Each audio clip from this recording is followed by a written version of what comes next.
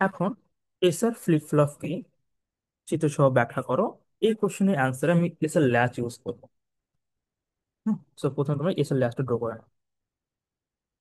SR latch আমি কিভাবে draw করছিলাম, একটা ন্যান্ড গেট হবে, এখানে একটা ন্যান্ড গেট হবে, তারপর আমি বলছি এই একটা ইনপুট এখানে আসবে, আর এই একটা ইনপুট এখানে আসবে।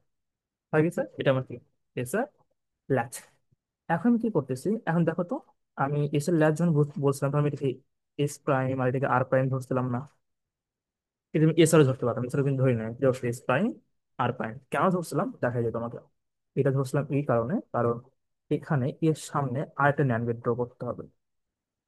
আর এখন যেটা আসবে এটাকে আমি বলবো এস, এর সামনে আমি আরো একটা ন্যান্ড গেট ড্র করবো, আর এটাকে আমি বলবো কি আর।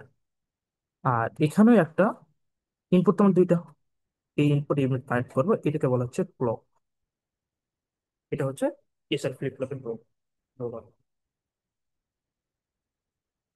আমি দেখো তো, আমি এখানে কি কিউ কিউ প্রাইম দিব? এখানে আমি দেবো কিউ, আর এখানে দেবো input bar। তো এটা হচ্ছে এসআর ফ্লিপ ফ্লপ। তোমাদের বক্স করার দরকার নেই, আমি জাস্ট দেখাচ্ছি। এই যে এই এতটুকু অংশ যেটা আছে এটাকে বলা হচ্ছে এসআর ল্যাচ। আর এই এসআর ল্যাচ ইউজ করে এসআর ফ্লিপ ফ্লপ বানানো হয়। আর এখানে একটা ইউজ করা হয়েছে, জাস্ট ক্লক ইউজ করা হয়েছে, ওই জন্য বলা হয় এসআর ফ্লিপ ফ্লপ বানাইতে একটা ক্লক লাগে, আর একটা এসআর ল্যাচ লাগে। এসআর ফ্লিপ ফ্লপ বানাইতে কি লাগে, একটা ক্লক লাগে আর একটা এসআর ফ্লিপ ফ্লপ লাগে। আচ্ছা, এখন তো চিত্র তোমার হয়ে গেল। এখন আমাকে ট্রুথ টেবিল ড্র করতে হবে কিনা বলো। ট্রুথ টেবিল ড্র করতে হবে, স্যার আমরা ট্রুথ টেবিল ড্র করবো। তো ট্রুথ টেবিল আমরা ড্র করি।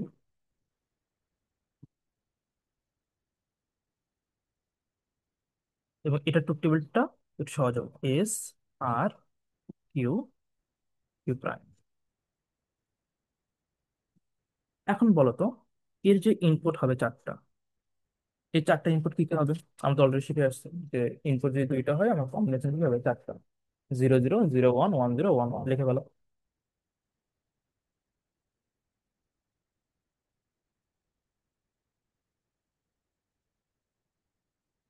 00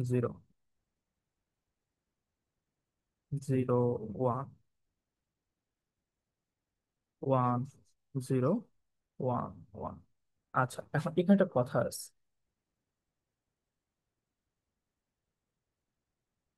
কথাটা হচ্ছে এটা, যে এটাকে আমি এসএল ল্যাচের মধ্যে যতটা ব্যাখ্যা সহকারে পড়ছি, এখানে মতো ব্যাখ্যা সহকারে পড়বোই না। ঠিক আছে, ওকে, আমি প্রথমে শুরু করি। এস এর মান জিরো, আর এর মান কি জিরো। এস এর মান যদি জিরো হয়, আর এর মান যদি জিরো হয়, আমি এস প্রাইম কি পাবো বলতো, ওয়ান। এখানে কত পাবো, ওয়ান। এস প্রাইমে ওয়ান, আর প্রাইমে ওয়ান, এস প্রাইমে ওয়ান, আর প্রাইমে ওয়ান, আউটপুট কি আসবে লিখতে ভালো,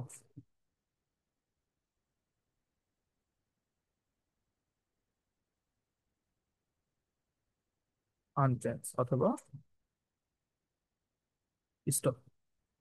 বুঝা গেছে না, আগেটা ইউজ করতেছিলাম। ওকে, এরপর আসুন, পরের ইনপুট কি ছিল, 01। 01 চলে যায়, জিরো। দেখো এখানে যদি 01 হয়, এটা যদি এটা জিরো, এটা কি ওয়ান।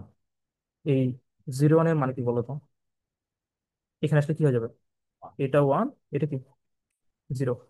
এটা তো এস আর ল্যাচের মধ্যে ঢুকে গেছে না, এখন আমি চলে যাবো এস আর ল্যাচে ওয়ান যেটা ভ্যালু কত, 01। তো আমি এখানে বসাবো জিরো, একটু বসালাম ওয়ান। ওকে, এখন 10 চলে যাবে। যদি আমার এই ভ্যালুটা ওয়ান হয়, এই ভ্যালুটা জিরো হয়, তাহলে এখানে কত যাবে, এটা যদি হয়ে যাবে জিরো, এটা হয়ে যাবে কি ওয়ান। এন্ড এস এল ল্যাচে 01 এর মানে কি, এস এল ল্যাচে 01 এর মানে হচ্ছে 10। এস এল ল্যাচে এটার মানে হচ্ছে 10। ওকে, এরপর আসো 11।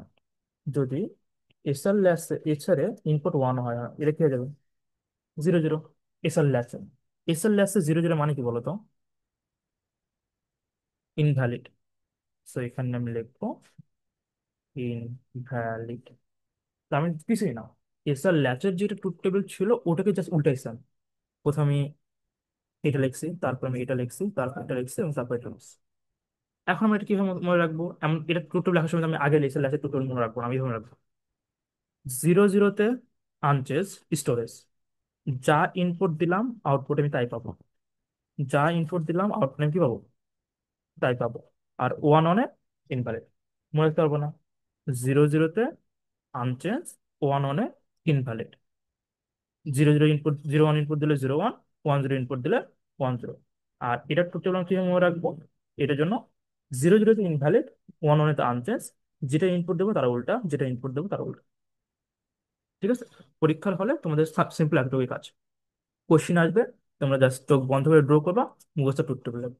যদি এসআর ফ্লিপ ফ্লিপের কথা বলি, আর এসআর ল্যাচের যদি কথা বলি, এসআর ল্যাচের ড্র করবা, সুন্দর করে লেখা আসবে।